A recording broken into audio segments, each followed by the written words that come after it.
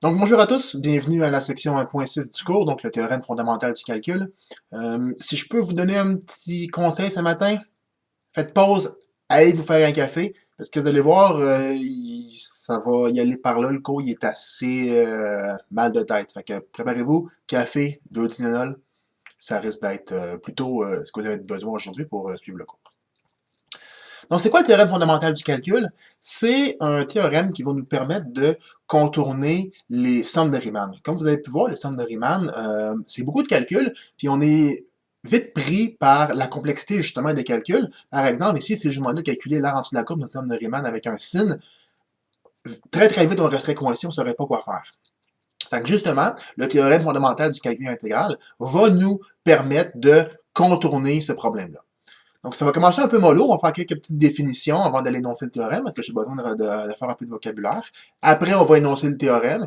Puis après, on va tomber dans une série de démonstrations assez rocambolesques. Donc, c'est là que vous aurez besoin du café et des Tylenol.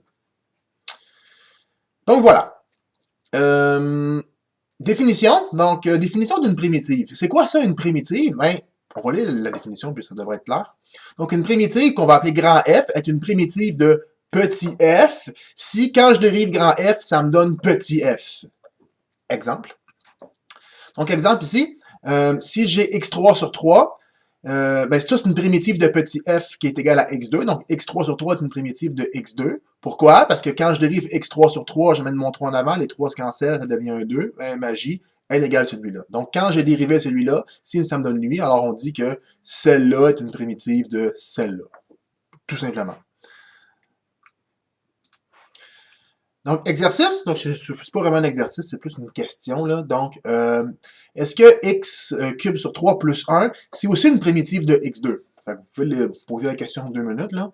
Mais c'est assez clair qu'on se dit, effectivement, si je prends x3 sur 3 plus 1 puis que je le dérive, est-ce que ça me donne x2? Donc, oui, parce que si je prends mon 3, je le ramène en avant, ça me fait 3 sur 3. J'enlevais 1 à l'exposant 2. Quand je dérive 1, ça me fait toujours 0. Donc, plus 0. Et ça me donne x2.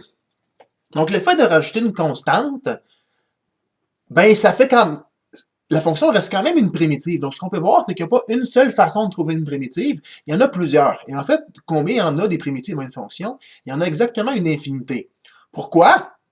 Parce que, en fait, si on rajoute une constante quelconque à une fonction, ben, en dérivant, la constante va s'en aller, elle va être égale à 0, mais ça va toujours être égal à la fonction x2.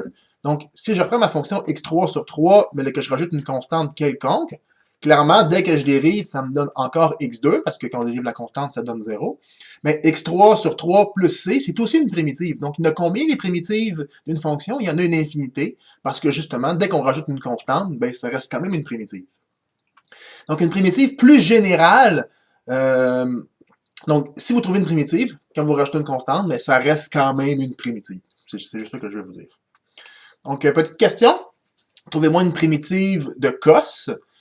Je laisse 2-3 secondes pour le faire. Faites pause à la vidéo si vous voulez penser un peu plus. Mais essentiellement, une primitive de cos, ça serait sin. Parce que quand je dérive sin, ça me donne cos. Donc, si petit f, c'est cos, grand F, c'est sin. Et ça va être une affaire qui est atrocement mêlant. Parce que quand on dérive cos, ça fait moins sin, mais si on fait l'inverse, donc si on veut trouver une primitive, dérivé de cos, ça fait sin. Donc, dépendamment de ce qu'on veut faire, il y a un signe qui se rajoute ou qui s'enlève. Fait que c'est un peu mélangeant, on verra ça un peu plus loin, mais c'est une des choses les plus mélangeantes dans les mathématiques, sinon la plus mélangeante. Maintenant, intégrabilité de certaines fonctions.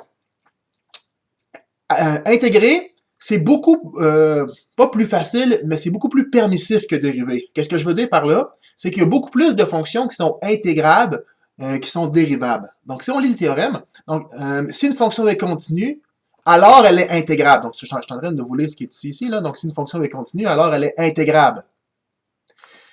Ce qui n'était pas forcément vrai pour les dérivés. Hein. Si une fonction était continue, il existait des fonctions qui étaient continues, mais qui n'étaient pas dérivables, clairement les angles. Mais dans le cas des fonctions intégrables, même si, dès qu'une fonction continue, je suis capable de les calculer l'aire en dessous de la courbe, même si j'ai un angle, ça change fuck all, là, le fait d'avoir un angle, il y a quand même un aire en dessous de la courbe. Donc, il n'y a pas de problème ici, là, ça reste intégrable. Fait que dès que vous avez une fonction qui est continue, il y a un R en dessous de la courbe qui peut être trouvé, et automatiquement, votre fonction, elle est intégrable. Puis si votre fonction, elle est pas continue, ben c'est peut-être intégrable quand même. Fait que encore une fois, c'est beaucoup plus permissif. Parce que les dérivés, si vous aviez un point qui avait un saut comme ça, à la discontinuité, on ne pouvait pas dériver. Mais, pour une intégrale, comme ça, ben, si vous voulez intégrer de là à là, même s'il y a une discontinuité, il y a un R ici, il y a de l'air ici, ben, on peut quand même calculer l'air, même s'il y a un saut, ça ne change rien, là. Donc, le fait qu'il y ait un saut, c'est peut-être quand même intégrable. Donc, pour cette raison-là, intégrer, c'est pas plus facile, c'est plus permissif. Il y a plus de fonctions qui peuvent être intégrées par rapport à ceux qui peuvent être dérivés. En fait, là, si je vous fais un petit graphique pour vous montrer, là, si je vous dis que le grand carré, c'est l'espace de toutes les fonctions, ça serait les fonctions qui sont intégrables. Puis ça ici, ce serait les fonctions qui sont dérivables. Donc, les fonctions intégrables sont beaucoup plus volumineuses que les fonctions dérivables. Même que je vais pousser plus loin un peu mon graphique, je vais enlever les fonctions dérivables. Donc, je répète. Là, je parle des fonctions intégrables. Le grand carré, c'est les fonctions qui sont intégrables, c'est l'ensemble des fonctions. Le plus petit carré, c'est les fonctions qui sont intégrables. Ça, c'est les fonctions les humains ont s'y intégré, qu'on est capable d'intégrer. Donc, il y a beaucoup plus de fonctions qu'on ne sait pas intégrer qu'on s'est intégré dans la vie. Puis nous, là, le cours, ce qu'on va s'intéresser, c'est ça ici. Ça, c'est les fonctions que nous, on va être capable d'intégrer à la fin du cours. Fait que juste le petit morceau dans le coin. Évidemment, le cours se passe toujours ici, là, donc c'est là-dessus que va se passer le cours. Mais des façons d'intégrer, de trouver des primitives, on peut passer beaucoup de temps dans le cours, dans la vie en général, essayer de trouver des intégrales. C'est quelque chose de relativement compliqué. Nous, évidemment, ce que je vais proposer dans le cours, c'est des affaires qui sont faisables. Hein? Fait que voilà. Fait que c'est quoi la démonstration de cette affaire-là? Ben, essentiellement, c'est les deux dessins que je vous ai faits ici. Fait que dès que vous avez une fonction qui est continue, on peut l'intégrer, donc on peut trouver l'air en dessous de la courbe. Puis même si c'est pas continu, ça se peut qu'on puisse trouver l'air en dessous de la courbe. Maintenant, il existe des fonctions là, qui sont pas continues, qu'on peut pas trouver l'air en dessous de la courbe. J'aime mieux pas vous en parler parce qu'ils sont vraiment laides. Donc, je vais sauter sur l'exemple d'une fonction qui est discontinue, qui est pas intégrable, là, mais essentiellement, là, c'est un graphique qui est très discontinu. C'est juste des nuages de points tout partout. Là. C'est pas des affaires qui sont super belles à travailler. OK! Là, je vais énoncer le théorème fondamental du calcul. Gardez votre café, gardez vos Tylenol, c'est pas pour tout de suite. On va énoncer le théorème et vous allez voir, ce théorème-là, il est super puissant. Donc, si vous avez une fonction qui est continue sur AB, alors, l'intégrale de AB de f de x dx, donc notre somme de Riemann, c'est grand F de B moins grand F de bas de A. Donc, vous trouvez une primitive, vous mettez B dedans, moins grand A dedans, puis bingo, vous avez gagné. Juste pour vous montrer la force du calcul, là, la force de tout ça, on va faire l'exemple qui est ici. Donc, trouver une primitive de x2, ah tiens, c'est mon exemple que j'ai fait en haut. On a dit que x3 sur 3, c'est une primitive. Donc, je l'ai dit en haut, là, que grand F de x, qui était x3 sur 3, c'était une primitive de x2. Donc, si je veux être capable de calculer l'air en dessous de la courbe, ce qu'on va faire comme notation là, pour l'écrire, on va commencer par trouver notre primitive, comme ça. Puis, une fois qu'on a trouvé une primitive, on met une barre comme ça, 0, 1. Donc, on dit que ces deux choses-là sont égales. Donc, cette chose-là, elle est égale à x3 sur 3, tel que il faut l'évaluer entre 0 et 1. Et après, vous prenez votre 1, vous prenez votre 0, vous le mettez là-dedans. 1 au cube sur 3 moins 0 sur 3 est égal à 1 tiers. Et donc, l'air en dessous de la courbe est le 1 tiers. Avez-vous vu ça, la quantité minimale de calcul que j'ai faite? Est-ce que vous vous rappelez en haut comment on faisait pour faire des sommes de Riemann avec ça? C'était épouvantable, là. Il fallait créer la sommation, trouver notre delta x, trouver notre xi, on met ça là-dedans, on fait des simplifications, on utilise les sommes, les propriétés des sommes. Il faut évaluer une limite, on beurrait une demi-page de calcul pour faire ça. Regardez ça. Une ligne, fini. C'est très efficace. Donc maintenant, peut-être que je vous ai perdu un peu avec la notation, là, c'est la façon standard de l'écrire. Donc, quand on va évaluer de 0 à 1 une fonction, on commence par écrire ici la primitive. Puis quand on a trouvé la primitive, pour se rappeler que c'est entre 0 et 1, on met une barre droite après pour dire, là, je l'ai intégré, j'ai trouvé ma primitive, mais je cherche entre 0 et 1. Puis après, on remplace notre 1 là-dedans, notre 0 là-dedans, pour appliquer notre grand F de B moins grand F de A. Donc, je vais mettre ça là-dedans, moins le A là-dedans. Puis c'est comme ça que j'ai trouvé l'air en dessous de ma courbe. C'est super violent, là, je le répète encore une fois, c'est monstrueusement violent. C'est pas pour rien que le théorème s'appelle le théorème fondamental du calcul. Les théorèmes fondamentaux en mathématiques, là, il n'y en a pas 22, là, il y en a 3. Donc, théorème fondamental du calcul, théorème fondamental de l'algèbre, théorème fondamental de l'arithmétique. Vous pourrez aller faire des recherches sur Wikipédia si le cœur vous en dit, là. Mais c'est les 3 théorèmes fondamentaux des mathématiques, et les 3 sont aussi puissants les uns que les autres, mais celui-là est particulièrement violent. Donc, évidemment, la difficulté va résider dans comment faire pour trouver une primitive. Et c'est ça qu'on va travailler fort dans les prochaines semaines. Comment faire pour trouver des primitives de fonctions, parce que si on est capable de trouver des primitives de fonctions, on est capable de calculer l'air en dessous de la courbe grâce à ce prodigieux théorème. On va faire la démonstration de ce théorème-là, et c'est là que le café et l'éthanol vont devenir pratiques. Parce que vous allez voir, je vais faire beaucoup de preuves. En fait, j'ai listé la preuve en dessous. Je vais vous montrer les propriétés comparatives de l'intégrale. Un autre théorème qui s'appelle les valeurs extrêmes, le théorème de Rolle, le théorème des accroissements finis. Dans votre livre, je pense qu'il l'appelle Lagrange, là, ce théorème-là. Puis, le théorème de la dérivée nulle. Après ça, on va être capable de faire la démonstration de ce théorème-là, qui va être en 2 étapes. Donc, j'ai beaucoup de démonstrations. Donc, si vous voulez commencer à boire votre café, c'est le temps. L'éthylénol, bon, peut-être pas tout de suite, mais vous allez voir. Donc, propriétés comparatives de l'intégrale, c'est ces 3 propriétés qui sont relativement logiques à comprendre. Donc, propriété 1, si ma fonction est plus grande que 0, alors si je l'intègre entre A et B, l'air est plus grand que 0. Donc, c'est ça. Si f de x est plus grand que 0, alors l'intégrale de AB de f de x aussi est plus grand que 0. Ça veut dire quoi, ça, la propriété 1, géométriquement? Ça veut dire que si vous avez une fonction qui est positive, donc une fonction qui est positive, ça veut dire qu'elle est toujours au-dessus de l'axe. N'est-ce pas? Donc, si elle est toujours au-dessus de l'axe, peu importe où vous l'intégrez, c'est sûr que l'air est positive. Parce que c'est au-dessus de l'axe, man. Fait que l'air doit être positive. Donc, démonstration. Ben, c'est ça, là. C'est assez clair. 2. Si f est plus grand que g, alors l'intégrale de a à b de f de x est plus grande que l'intégrale de g de x. Donc 2. Vous avez une fonction f, vous avez une fonction g. Donc ici j'ai f, ici c'est g. Si f est toujours plus grand que g, ce qui est le cas ici, alors clairement, l'air en dessous de la courbe de f que j'ai dessiné en noir est plus grand que l'air de g que j'ai dessiné en rouge. Parce que f est toujours plus grand que g. C'est assez logique. Ça se démontre avec de l'algèbre assez facilement, en fait. En fait, si on part avec la propriété de base, là, si je vous dis, là, f de x est plus grand que g de x, alors, je peux envoyer mon g de x de l'autre côté. Oui. Je peux intégrer de chaque côté.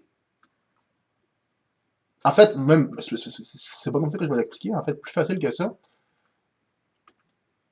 Qu'est-ce qui est écrit ici? C'est écrit que f moins g de x est plus grand que 0. Fait que par la propriété 1, la fonction ici, elle est plus grande que 0.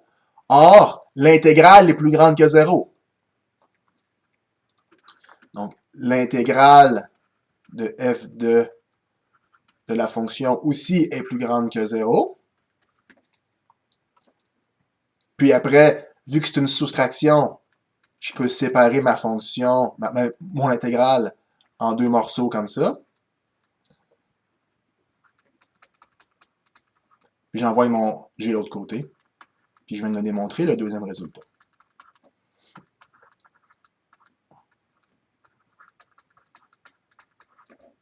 Comme ça. Super. Donc là, je vais faire un carré comme ça pour séparer. propriété numéro 3, on va aller regarder c'est quoi l'énoncé numéro 3, là, ce petit encadré-là. Donc, si ma fonction f, elle est prise entre une valeur grand M et une valeur petit m, alors, mais mon intégrale est pris entre petit m et grand M. En fait, c'est tout simplement ce théorème-là appliqué deux fois. Donc, le 9 sur 3, c'est celui-là appliqué deux fois. Donc, ce que je suis en train de vous dire, si f de x est toujours inférieur à une certaine valeur grand M, à une certaine constante, c'est-à-dire, vous avez une fonction ici, là, et vous avez une valeur grand M qui est toujours plus grande. Alright? Ben, clairement, l'aire du grand rectangle, en noir, va être plus grand que l'aire en dessous de la fonction. Donc, c'est un peu ça l'idée ici qu'on veut vous montrer. Mais ça se démontre bien ici par le numéro 2. Parce que vu que ça, c'est vrai, par le numéro 2, si je l'intègre de A à B, si je l'intègre de A à B avec ddx, ça reste encore vrai par l'énoncé 2, parce que si ça c'est respecté, ça c'est vrai par l'énoncé 2. Puis ça, vu que c'est une constante, on a déjà démontré que c'était... Vu que j'intègre une constante, l'intégrale de m, ça va me faire mb moins a. On a montré ça dans un cours subséquent. Je peux remonter un peu pour vous montrer, là.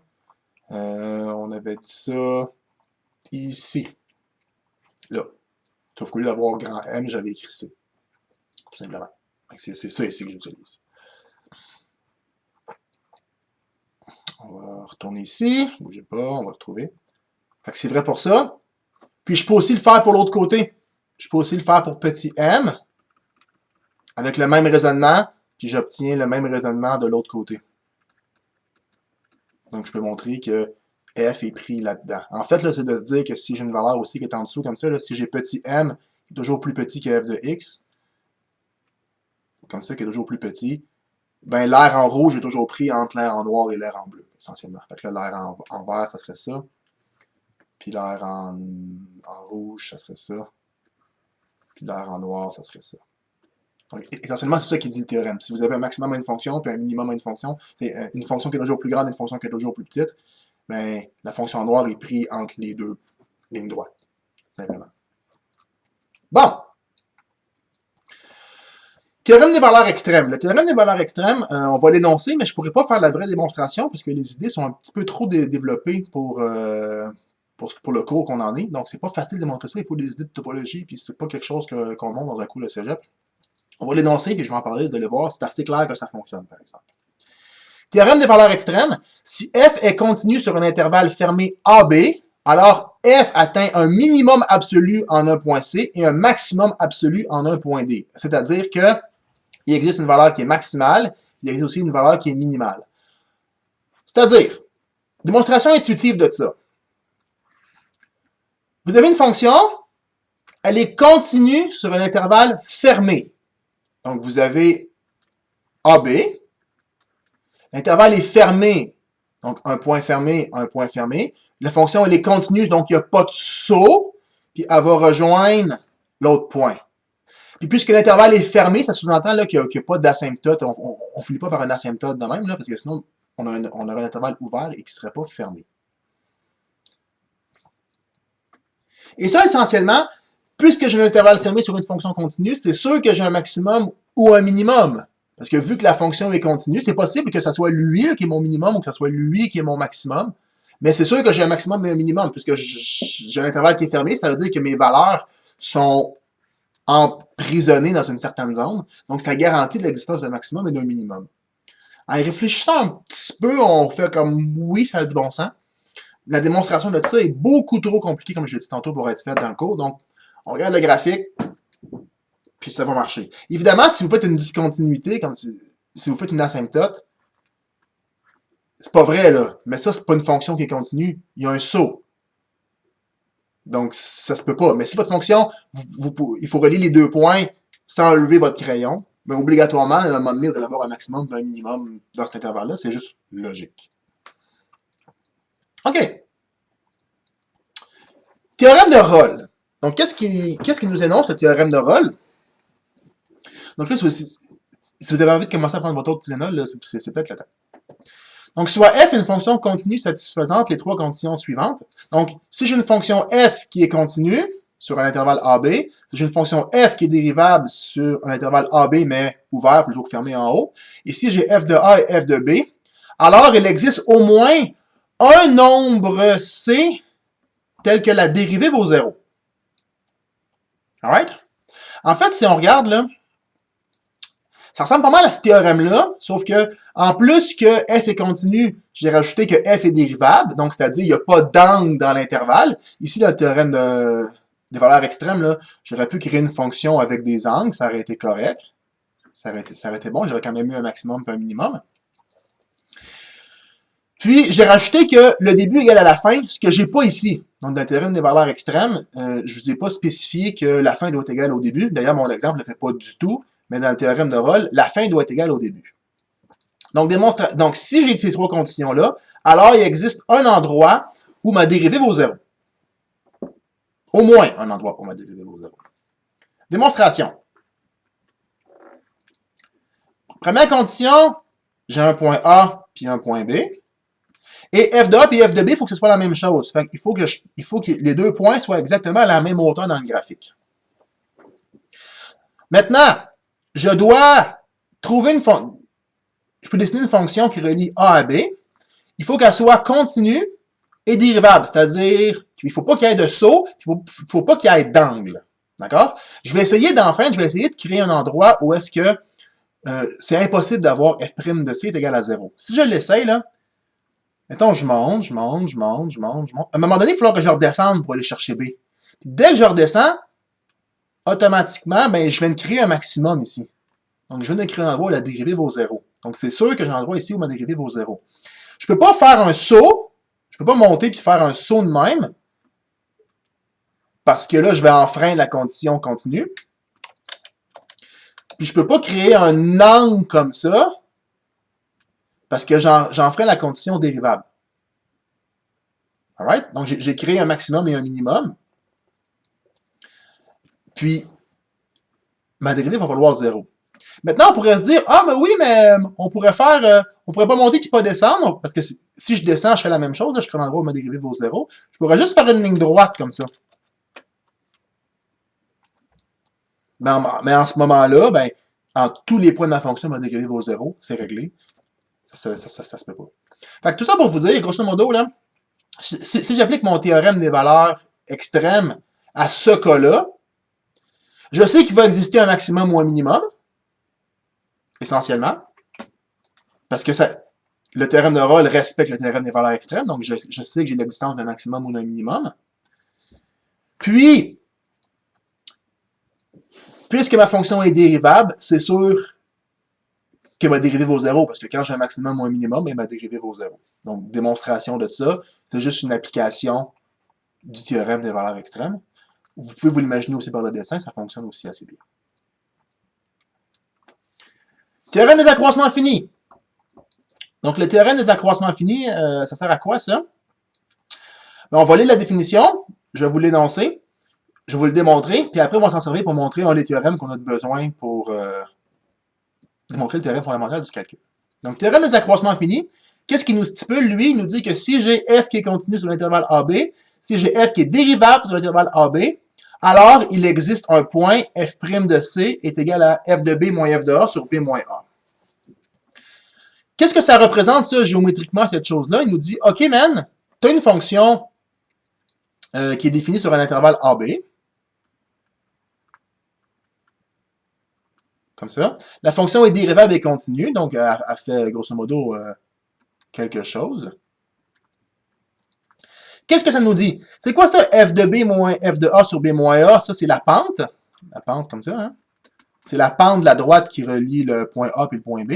Elle vous dit qu'il existe un point C quelque part dans le graphique, tel que la dérivée a la même valeur que A et B. Donc, il existe un endroit, au moins un endroit dans le graphique où la pente est parallèle à la droite qui passe par le point A et votre point B. OK, super. Comment on démontre ça?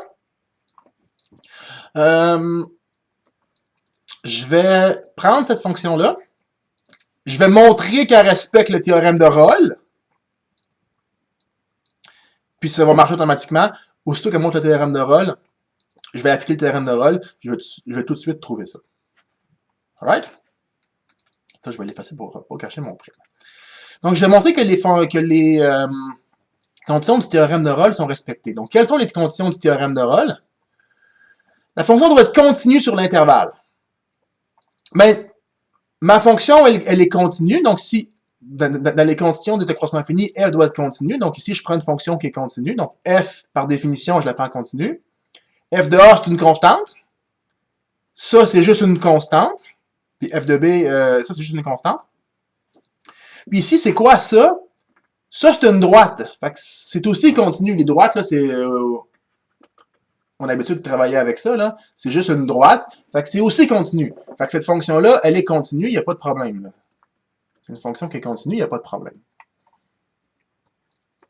Maintenant, est-ce que ma fonction, dans le théorème de Rolle, il faut que f soit dérivable?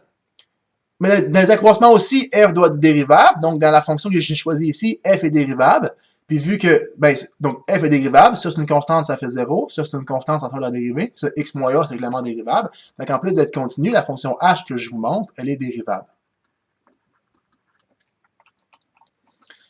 Et dans la condition, il faut que f de a égale à f de b. Donc ici, est-ce que f de a égale à f de b? Mais là, la fonction s'appelle h. Donc est-ce que h de a, c'est égal à h de b? Vérifions. Donc, qu'est-ce que ça vaut, h de a? H de a, ça vaut... Donc, je mets a dans la fonction qui est ici. Ça va me faire f de a moins f de a moins f de b moins f de a sur b moins a. Puis mon x devient a, donc a moins a. Est égal à... h de b, c'est quoi? H de b, c'est d'aller mettre b là-dedans. Donc, ça va faire f de b moins f de a moins f de b moins f de a sur b moins a. Puis ici, ça fait b moins a. Donc ici, f de a moins f de a, ça fait 0. a moins a, ça fait 0. 0 fois n'importe quoi, ça fait 0. 0 moins 0. À gauche, ça vaut 0. À droite, f de b moins f de a, ben, il n'y a pas grand-chose à dire là-dessus. Ici, b moins a, ça se simplifie. Il va me rester moins f de b moins f de a. Il faut faire attention, là, le moins il est affecté à tout ça. Fait qu'il faut que j'aille une parenthèse ici. Fait que je me ramasse avec f de b moins f de a, moins f de b moins f de a. Les deux se tuent de même. Fait que ça fait encore une fois 0. Fait que 0 est égal à 0. Donc cette fonction-là, elle remplit les conditions du théorème de Rolle. Donc ça veut dire que je peux appliquer le théorème de Rolle. Et qu'est-ce que le théorème de Rolle spécifie? Il me dit que dans cet intervalle-là, donc dans l'intervalle AB, il existe un point C qui est égal à 0.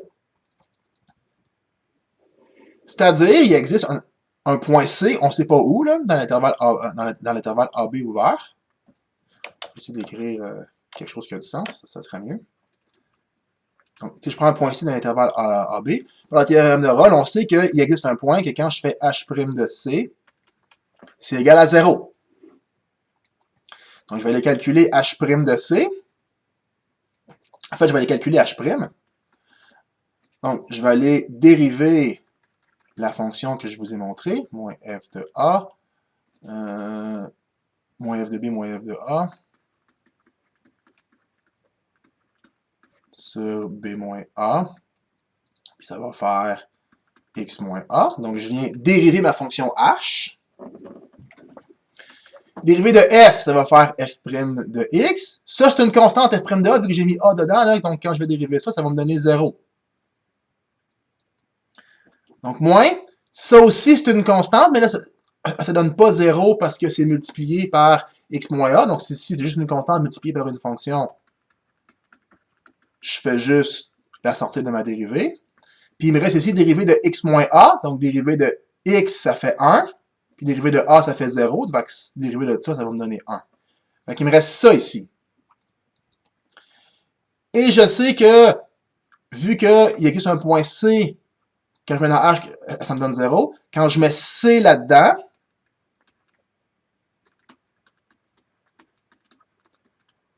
il faut que ça me donne 0 par le théorème de Rolle. Puis j'envoie cette quantité-là de l'autre côté. Et ça va me faire f' de C est égal à fb moins f de A sur b moins A. C'est bon? Et ça, c'est ce qu'on voulait démontrer. C'est ce résultat-là ici. Si votre cerveau chauffe, attendez, c'est pas la pire des preuves. Donc là, si vous posez la question en ce moment, là, oh mon Dieu, j'aurais jamais trouvé ça moi-même, c'est bien trop tough que le prof est en train de faire. Oui, c'est vraiment tough que je suis en train de faire. Puis non, c'est pas quelque chose que je vais vous demander de réécrire à l'examen. Sinon, sinon c'est juste pas fin. Là. Donc, je suis en train d'essayer de vous montrer pourquoi le théorème fondamental du calcul est vrai, et je suis obligé de faire une série de preuves qui sont un peu théoriques. Mais vous en faites pas, là, il me reste encore 2-3 preuves, puis je vais tomber dans le théorème fondamental, c'est-à-dire, il me reste le théorème de la dérivée nulle, un corollaire du théorème, puis après, on va tomber dans le théorème fondamental du calcul, on va faire la démonstration de pourquoi ça marche, puis ça va peut-être un peu plus nous ramener au cours. Fait que vous en faites pas, là, on commence à sortir de la lumière. Ensuite, théorème de la dérivée nulle. Si f' de x est égal à 0 pour tout x dans AB, alors f de x est une constante sur AB. Donc, ce que je vous dis, c'est que si vous avez une fonction dont la dérivée est toujours nulle, si vous avez une fonction dont la dérivée est toujours nulle, alors, vous avez une fonction constante. Clairement, si vous avez une fonction constante, la dérivée est toujours nulle. Ça, c'est clair. Parce que peu importe où vous vous placez, la pente en droite tangente est 0. Mais de l'autre bord, si la dérivée est toujours nulle, est-ce que forcément c'est une fonction constante? Dans votre cerveau, probablement que ça vous dit, ben oui, mais c'est pas sûr, c'est pas garanti. On va le démontrer que si la dérivée est toujours nulle, alors c'est une fonction constante. Et comment on démontre ça? Grâce au théorème des accroissements finis. Donc, qu'est-ce qui se passe? La dérivée est toujours nulle, OK? Alors, f est une fonction constante. Je vais appliquer ce théorème-là, puisque f est dérivable, parce que si la dérivée est toujours nulle, ça veut dire quoi? Ça veut dire que la fonction est dérivable. Puis si la fonction est dérivable, ça veut dire qu'elle est continue. Donc, le théorème est de facto respecté. Donc, ce que je vais faire, je vais prendre 2 points dans A et B. Alright? Donc, je vais prendre le point X et le point Y à l'intérieur de AB. Alright?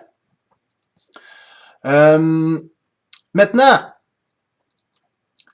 ce que je vais faire, je vais utiliser mon théorème des accroissements finis, c'est-à-dire, je vais aller mettre les points là-dedans, X, Y, dans cette chose-là. Donc, je vais aller dire, il existe un point dans mon intervalle, donc f' de C, qui est égal à f de y moins f de x sur y moins x. Parce que je prends mes 2 points x, y dans AB, donc dans le fond, je prends 2 points dans cet intervalle-là, ça me fait un sous-intervalle plus petit, et j'applique mon théorème des accroissements finis dans ce sous-intervalle-là. Donc, il existe un point C dans ce sous-intervalle-là, qui fait que je peux appliquer mon théorème des accroissements finis. Donc là-dedans, il existe un point C, sauf que là, au lieu d'avoir AB, j'ai pris XY. Là, je viens de vous dire, si la dérivée est toujours nulle, c'est-à-dire ça, c'est toujours 0. Donc, ça me fait ça comme ça. Sur Y moins X. J'envoie mon Y moins X de l'autre côté. Je me ramasse avec 0 est égal à f de Y moins f de X. Puis j'envoie mon f de X de l'autre bord. On conclut que f de X est égal à f de Y. Et pour n'importe quel point dans l'intervalle que vous prenez, ben, on démontre que f de x est égal à f de y. Mais si pour n'importe quel point de l'intervalle, f de x est égal à f de y, ça implique que votre fonction f de x, c'est une constante. Fait que tout ça, là, tout le blabla que je vous ai énuméré, là, blablabla, tout ça, tous les théorèmes que j'ai faits, là, ça servait à montrer quoi? Ça servait à montrer ça. Mais essentiellement, vous m'auriez probablement cru si je vous l'avais dit juste de même. Là. C'est pas si dur que ça à s'imaginer une fonction qui est la dérivée est toujours nulle, alors c'est une constante. Mais c'est pas si... Bien que la logique le dit, c'est pas si évident que ça. Donc c'est ça que ça sert à démontrer. Maintenant, de ça, on va démontrer quelque chose qui est aussi utile pour notre prochain théorème. Après, on arrive au théorème fondamental du calcul. C'est le dernier théorème avant le théorème qui est très important. Si vous avez deux fonctions dont les dérivées sont égales, alors vos fonctions qui sont égales à une constante près. Donc, si vous avez deux fonctions que leurs dérivées sont toujours égales, alors vous avez la même fonction à une constante près. C'est-à-dire, si vous avez une fonction comme ça, puis vous avez une autre fonction comme ça, si on regarde, les dérivées sont toujours égales, mais c'est pas la même fonction. N'est-ce pas? En fait, ils sont égales, mais il y a toujours une constante C qui va les séparer. Donc, si les dérivées sont égales, ça veut dire que mes deux fonctions sont égales à une constante près. Comment on démontre ça? Ben, on va utiliser le théorème que je viens de vous démontrer, c'est-à-dire si la dérivée est nulle, alors vous avez une fonction constante. Parfait. On part, j'ai deux fonctions dont les dérivées sont égales. J'envoie mon G' de l'autre côté. Comme ça ici. Donc, f de f' moins g' est égal à 0. Là, je vais faire quelque chose qu'on n'est pas habitué de faire. Ça, c'est dérivé, ça, c'est dérivé. Je vais utiliser ma règle à somme en dérivée, mais à l'envers. On fait jamais ça dans la vie, là, mais là, je le fais ici. Clairement, d'habitude, quand j'ai un prime, on le prend, puis on le passe au premier, puis on le passe au deuxième. C'est ça qu'on fait normalement. Mais là, je m'en sers de l'autre côté. Pourquoi? Ben, parce que là, je tenais les conditions de mon premier théorème. Donc, j'ai une dérivée qui vaut toujours 0. J'ai la dérivée de ça qui vaut toujours 0. Donc, si la dérivée de ça vaut toujours 0, ça veut dire que cette fonction-là, c'est une constante. Oui, par le théorème d'en haut. J'envoie G l'autre bord. Donc, si vous avez deux fonctions dont les dérivées sont toujours égales, alors vos deux fonctions sont égales à une constante près. Voilà. Bon, théorème fondamental du calcul, partie 1. Donc, le théorème fondamental du calcul, on le casse en deux parties parce que la démonstration est longue. Donc, ici, partie 1, qui va me prendre la page au complet, soit dit en passant. Puis après, partie 2, qui va aller montrer le théorème auquel on s'attend, qu'on voudrait voir. Puis après, mini-exemple, puis le cours va être terminé. Question que votre tunnel commence à faire effet. Donc, si vous avez envie d'un deuxième café ou de prendre une pause de 10 minutes là, parce que votre cerveau surchauffe, n'hésitez pas, hein, c'est une vidéo YouTube, vous l'arrêtez comme vous voulez. OK, donc on va regarder qu'est-ce que ça dit, ça. Essentiellement, ça dit, donc si vous avez une fonction qui est continue, alors la fonction g qui est définie de la façon suivante, donc la fonction g de x, c'est un peu bizarre aussi parce que votre x il est sur la borne supérieure, donc il n'est pas dans la fonction, donc votre variable est sur la borne supérieure de l'intégrale. On dit quoi en fait? On dit que g' de x, c'est f de x. En d'autres mots, là, je suis en train de vous dire que ça, là, c'est une primitive. Ce que je suis en train de vous dire, là, si je l'écris autrement, là, ce que ça veut dire ça veut dire que si vous prenez cette fonction-là, ça c'est un t, non pas un x, là, comme ça, si vous dérivez ça, ça vous donne f de x. Alright? Puis oui, là, vous avez votre variable qui est en haut, comme ça. Là. Donc, c'est ça que je vais démontrer. Je vais vous démontrer que ça, c'est une primitive par définition. Alright? Puis avec ça, on va pouvoir démontrer ce théorème-là. Donc, voici ce qu'on va faire en premier. La fonction g, je voudrais la dériver. N'est-ce pas? Et on sait, nous, que la définition de la dérivée, je vais l'écrire en haut parce que j'ai besoin d'aller vraiment plus loin. C'est ça la définition de la dérivée. G de x plus h moins g de x sur h. Donc, je vais essayer de faire apparaître cette quantité-là. Pour faire apparaître cette quantité-là, qu'est-ce que je vais faire? Je vais considérer l'intervalle, la fonction g sur l'intervalle x plus h, x. Et je vais m'intéresser à cette quantité-là. G de x plus h moins g de x. Pourquoi cette quantité-là que je vais aller analyser? Parce que c'est la partie en haut de votre dérivée. Donc, je vais aller l'analyser, voir qu'est-ce que ça vaut cette partie-là. Puis après, je vais le remplacer dans la limite. Puis ça va me permettre d'avoir une forme qui est très simplifiée. Donc, qu'est-ce que ça vaut, ça, g de x plus h moins g de x? On avait défini notre fonction ici, g de x, comme une intégrale. Fait que je vais juste aller le remplacer dans ma définition. Fait que g de x plus h, ce serait l'intégrale de a à x plus h f de t dt, moins intégrale de a à x, j'ai mis un x ici par habitude, là, pardon, moins f de t dt. Comme ça. Ce que je vais faire maintenant, l'intégrale qui est ici, je vais la casser en deux intégrales. C'est-à-dire, je vais l'intégrer de a à x,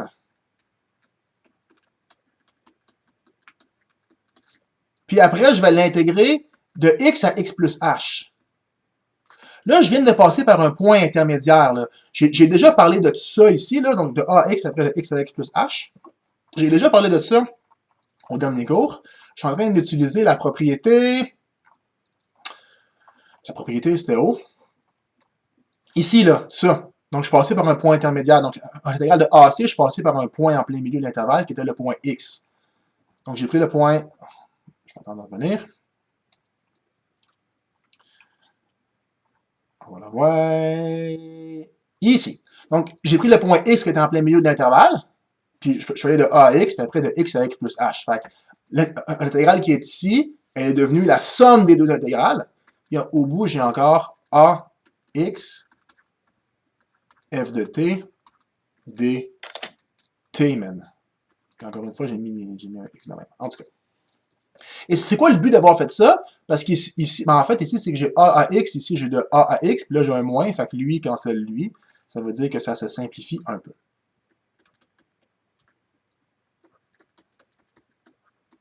C'est bon? Et donc, lui aussi, je vais le descendre, là, parce que ici, mon égalité, elle reste pareille. Donc, de ce côté-ci, j'ai g de x plus h moins g de x est égal à cette quantité-là. N'est-ce pas? Et là, dans le but d'essayer de ressembler à cette quantité-là, là, si je divisais par h, là, on serait en train de parler de la dérivée. Là.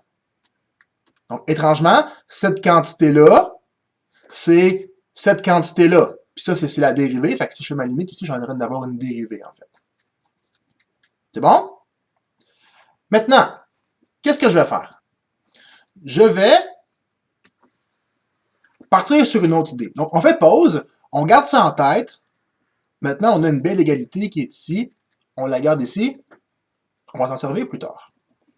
Maintenant, je reviens avec ma fonction. Je reviens avec ma fonction f ici. Là. Donc, ma fonction f qui est ici, ma fonction f, elle respecte un théorème que je vous ai montré plus haut. Donc, je vais aller le montrer pour bien que vous le voyez. Elle respecte le théorème des valeurs extrêmes. Qu'est-ce qu'il vous dit, le théorème des valeurs extrêmes? Il vous dit qu'il existe un minimum et un maximum sur la fonction. Donc, j'applique mon théorème des valeurs extrêmes. Et mon théorème des valeurs extrêmes me dit, OK, il existe une valeur qui est minimale et une valeur qui est maximale. Donc, ma fonction f de t,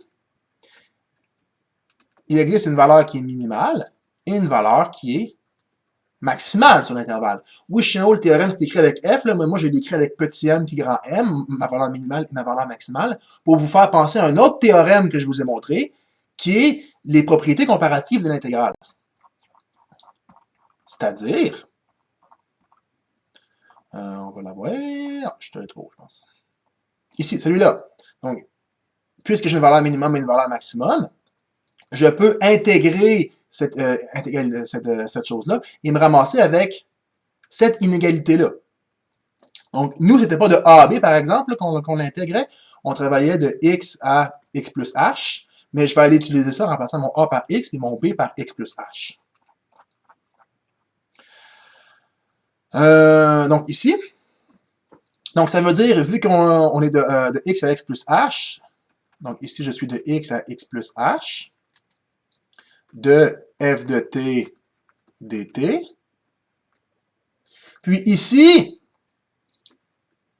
dans mon théorème, là, en temps normal, c'était de moins b sur a qu'il fallait mettre ici, mais là, mon moins b puis mon moins a, c'est de x plus h. Fait que ça va me donner quoi? Mon b, c'est x plus h. Mon A, c'est X. Fait que si je fais X moins A, eux, ils se cancellent. Fait que dans le fond, j'ai H ici. Puis même chose pour celui-là, je vais avoir B, petit m, ça va être B moins A, mais là, c'est X plus 5 A, fait que ça fait encore H. Puis il me manque une égalité, puis il me manque une égalité. Comme ça. Alright? Et là, je vais faire deux choses. Je vais diviser tout le monde par H, comme ça mon inégalité va rester vraie. Fait que ici et là, je vais canceller mon H, n'est-ce pas? Et mon petit m et mon grand M, ce sont des valeurs sur la fonction. Qu'est-ce que je veux dire par là? Tantôt, j'avais mis petit m puis grand M pour vous rappeler la propriété comparative de l'intégrale. Mais essentiellement, le théorème des valeurs extrêmes, il vous dit, il existe un point C, puis il existe un point D, que quand vous le mettez, c'est une valeur dans la fonction. Fait que tout ça pour vous dire, votre petit m et votre grand M, il existe une valeur là, de C et D dans la fonction qui fait que f de C, c'est petit m, puis f de D, c'est grand M. Or, mon petit m, je vais le remplacer par f de C. Puis lui, je vais le remplacer par f de D. Maintenant, c'est quoi cette quantité-là? C'est quoi cette quantité-là? C'est ça ici, c'est g de x plus h moins g de x sur h, n'est-ce pas? C'est la quantité ici, c'est ça que j'ai montré dans la première partie de la démonstration. Donc ça, c'est quoi? C'est g de x plus h moins g de x sur h. Et ça ressemble grandement à la dérivée. La seule chose qui me manque pour que ce soit vraiment la dérivée, parce que je vous répète ce que je veux montrer, moi, je veux montrer que quand je dérive g' de x, ça me donne f de x. Donc, ce que je voudrais faire, c'est rajouter une limite pour que ce soit vraiment la dérivée de façon formelle. Donc, si je rajoute une limite ici, ben pour respecter l'inégalité, je vais rajouter une limite partout pour que ce soit encore vrai. Comme ça. Donc, au milieu, qu'est-ce que je vais avoir? Ça va me donner g' de x. Alright? Et qu'est-ce que ça fait la limite quand h tend vers 0 de f de c? Mais rappelez-vous, c, on l'a pris sur l'intervalle de x à x plus h. Donc, c, il était dans x plus h.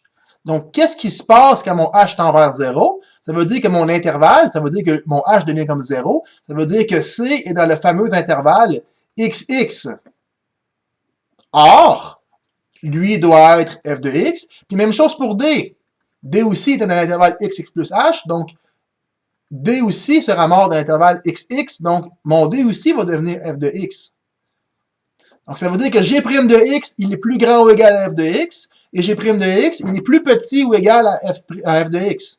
Donc s'il est plus grand ou égal, ou plus petit ou égal, en même temps, la seule possibilité, c'est qu'il soit égal. Donc je viens de vous montrer que g' de x, c'est f de x. Donc, c'est exactement ce que je voulais faire. Donc, quand je dérive ça, ça me donne f de x. Donc, cette quantité-là, ici, là, ça, c'est une primitive. C'est bon? N'hésitez pas à écouter la vidéo là, si vous n'avez pas compris. C'est quand même pas si facile que ça. J'ai dit beaucoup de choses qui sont pas simples. Encore une fois, là, si vous comprenez la preuve, c'est ça qui m'intéresse ici. Là. Je ne vous demanderai pas de réécrire une preuve comme ça à l'examen, parce que vous allez vous tirer une balle, littéralement. Ce qui m'intéresse dans le cours ici, c'est que vous compreniez la preuve. Et là, enfin, on va être capable de montrer ce résultat-là. Donc, vous allez voir, c'est vraiment pas la preuve la plus compliquée. En fait, c'est assez rapide. Voici comment on va procéder. Donc, grand f de x, c'est une primitive, n'est-ce pas? Donc, c'est-à-dire que quand je la dérive, ça va me donner petit f de x. Alright? Mais j'ai aussi démontré, parce que j'ai en haut, ma fameuse fonction g de x, là, quand je la dérive, elle aussi, elle me fait f de x. N'est-ce pas? Donc, ce que je viens de vous montrer, c'est que cette chose-là, quand je la dérive, ça me donne aussi f de x. Et là, Ça veut dire que, dans le fond, cette fonction-là, la dérivée de cette fonction-là est toujours égale à la dérivée de cette fonction-là. Mon prime est comme ça. Puis ici, il manque mon dt. Puis ici, il manque mon dt. Donc, la dérivée de ça est toujours égale à la dérivée de ça. Et qu'est-ce que j'ai dit quand on avait deux fonctions dont la dérivée était toujours égale? J'ai dit que quand les dérivées sont toujours égales, ça veut dire que les deux fonctions sont égales à une constante près. Or, ça veut dire que cette fonction-là est égale à cette fonction-là. Je continue à mettre des x malgré tout. Sont égales à une constante près. Oui? Donc, j'ai bien l'idée. Ça, c'est toujours égal à f de x. Ça, c'est toujours égal à f de x. Puisque les deux sont égales à f de x, fatalement, il faut que les deux soient égales ensemble. Puisque mes deux dérivées sont égales, ben, les fonctions sont égales à une constante près. Maintenant, je vais aller appliquer ça. F de b moins f de a. Puis je vais arriver à ça directement. Regardez bien ça. F de b moins f de a. Ça veut dire que le x qui est ici, c'est le x qui est là. Donc, ça veut dire que b s'en vient en haut. F de b moins f de a, f de t dt. Plus une constante, moins f de a. Donc, intégrale de, ouvrez la parenthèse, de a à a, de f de t dt, plus une constante. Ici, intégrale de a à a. Qu'est-ce que ça vaut, l'intégrale de a à a? Ça vaut 0. On a déjà parlé de ça. Et ici, j'ai mon moins qui se distribue. Donc, le moins va aller sur le c qui est ici. Ça va faire moins c. Ce c-là va tuer ce c-là. Donc, qu'est-ce qui va me rester? Il va me rester l'intégrale de a à b. Je vais aller au bout par en dessous parce que j'ai besoin de l'espace pour mon exemple. Donc, je vais aller au bout ici. Intégrale de a à b de f de t dt. Et c'est ça que je voulais montrer. C'est exactement ça que je voulais montrer, sauf qu'au lieu d'avoir un x, j'ai un t. Bon. Pas grande différence. La lettre ne fait pas vraiment de différence. Et je viens de démontrer le fameux théorème fondamental du calcul. Et là, la souffrance est terminée. Ne vous en faites pas. Il me reste un petit exercice. En fait, ce que je vous demande, c'est, grâce au théorème fondamental du calcul, évaluer l'aire en dessous de la courbe de cette fonction-là. Donc, faites pause de la vidéo, essayez-le. On corrige, ça va prendre 3 secondes, puis après, ça va être terminé. Donc, voilà. Je vais trouver une primitive de e à la x, mais clairement, la primitive de e à la x, c'est e à la x, parce qu'on sait que quand on dérive e à la x, ça fait rien. Donc, ça, c'est égal à ma primitive e à la x. Je vais trouver l'aire entre 2 et 5, c'est-à-dire, je vais mettre 5 là-dedans. E à la 5 moins e à la 2. Là, vous pouvez le tenir dans votre calculatrice, mais ça, c'est la valeur exacte. Ça, ici, c'est l'aire en dessous de la courbe entre 2 et 5 de cette fonction-là. C'est réglé. Ça, avec une somme de Riemann, oubliez ça, vous êtes incapable. Avec le théorème fondamental du calcul, 2 étapes, fini. Théorème vraiment puissant. Bon, j'espère que je ne vous ai pas fait trop mal dans ce cours-ci. Ce que je peux vous dire, je le répète une autre fois, je ne veux pas demander ces démonstrations-là à l'examen parce que c'est bien trop dur. C'est important que je fasse ça avec vous parce que c'est une partie des mathématiques de comprendre d'où les choses viennent. Donc, je vous ai montré, le cours d'aujourd'hui, c'est vraiment le but de vous montrer le théorème fondamental du calcul, d'où ça vient. Donc, c'est pour ça que c'est vrai, c'est pour ça que c'est important de le montrer. Mais, il n'y aura pas ça, il n'y aura pas de démonstration comme ça à l'examen, vous en faites pas, là, c'était vraiment un cours assez dur pour le mental. Maintenant, allez faire les exercices. Il n'y a pas beaucoup d'exercices. En fait, je ne pense pas qu'il y en ait dans cette section-là, mais si vous êtes en retard dans vos autres problèmes, allez faire ça. Allez vous reposer un peu si vous avez eu mal au cerveau. N'hésitez pas là-dessus. N'hésitez pas à me poser des questions si vous en avez. Je suis là pour vous aider. N'hésitez pas à aller au CAM si vous avez des questions. Le CAM est là aussi pour vous aider. Sinon, je vous dis, travaillez bien et on se voit dans une prochaine vidéo. Bye!